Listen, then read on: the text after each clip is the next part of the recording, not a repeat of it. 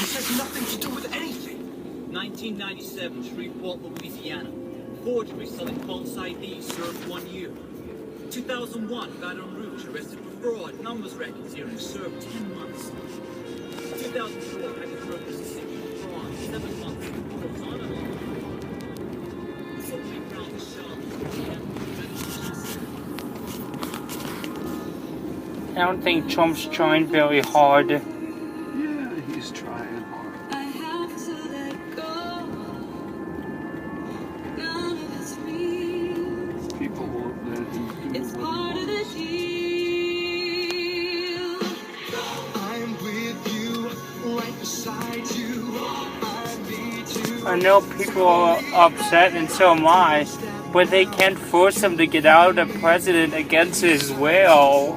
Why are you upset? Wish Hillary Clinton could have won, but there's not much we can do about it. Why are you upset? Hillary Clinton didn't win.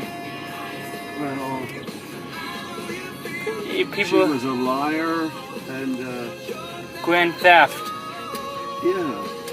So why would you want her? And I have to take this